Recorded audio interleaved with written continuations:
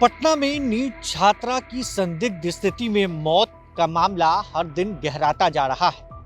इस मामले में पटना पुलिस पर गंभीर सवाल खड़े हो रहे हैं। राजनीतिक गलियारों में इस मामले को लेकर लगातार बयानबाजियां भी हो रही हैं। इस मामले में आखिर पटना पुलिस से बड़ी चूक कहां?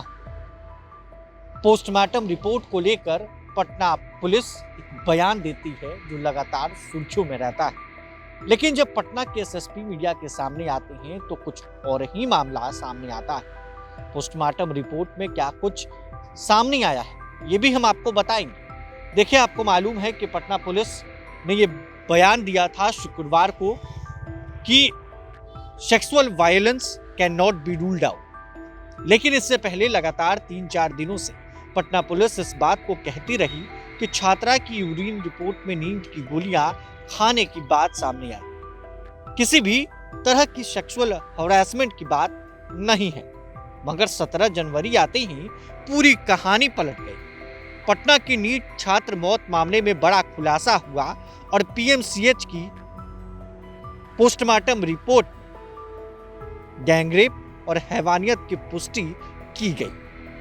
युवती के शरीर पर नाखून के निशान, दवा और इंजेक्शन देने की आशंका व्यक्त की गई। छात्र के प्राइवेट पार्ट पर भी गहरी चोट के निशान पाए गए। छाती और कंधों पर नाखून से नोचने और गहरे निशान भी हैं।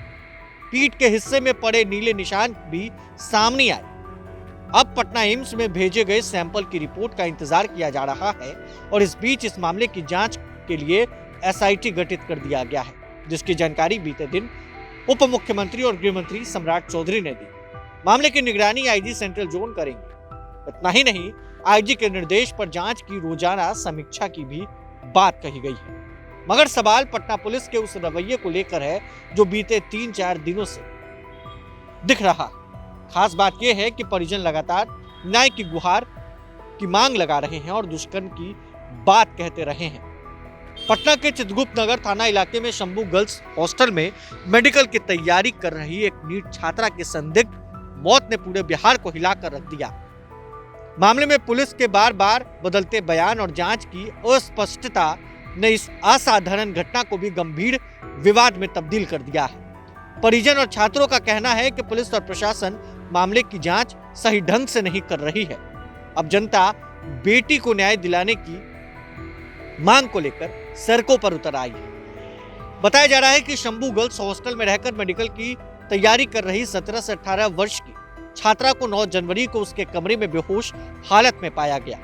उसे अस्पताल ले जाया गया, लेकिन 11 जनवरी को उसकी मौत हो गई। शुरुआती रिपोर्ट में कुछ अधिकारियों ने कहा कि उसमें यौन उत्पीड़न के कोई स्पष्ट प्रमाण नहीं मिले। यूरिन में नींद की दवा के संकेत पाए गए। तो वहीं परिवार और स्थानीय लोग घटना को रेप और हत्या का मामला बता रहे हैं। शुरुआत में पटना पुलिस ने कहा कि डॉक्टर और सीसीटीवी जांच में यौन उत्पीड़न के संकेत नहीं मिले और मौत नींद की दवा के अधिक सेवन से जुड़ा गया। इसके बाद पोस्टमार्टम रिपोर्ट यानी कि पीएम रिपोर्ट आने पर पुलिस ने बयान बदलते हुए कहा कि यौन हिंसा को पूरी तरह से खारिज नहीं किया जा सकता। ऐसी बदलाव मामला और जटिल बना दिया। पोस्टमार्टम रिपोर्ट में छात्रा के शरीर पर चोट, संघर्ष के गंभीर निशान मिले हैं। यौन हिंसा के संकेतों को पूरी तरह से खारिज नहीं किया जा सकता। इस मामले को लेकर विपक्षी नेताओं और सामाजिक संगठनों ने पटना पुलिस के रुख पर सवाल खड़े किए हैं। 2 अलग अलग पुलिस के बयान सीधे तौर पर पुलिस के कार्यशैली पर सवाल खड़े कर रहे हैं। दूसरी तरफ विपक्ष के तरफ से लगातार बवाल किया जा रहा है। अब देखने वाली बात है कि जब पुलिस जांच में जुटी है, जब आईजी खुद इस जांच की मॉनिटरिंग कर रहे हैं, तो क्या कुछ मामला सामने आता है। तमाम अपडेट्स के साथ फिर हाजिर होंगे। आपका बहुत बहुत शुक्रिया। प्रभातखबर.com, विश्वास वही, रफ्तार नहीं।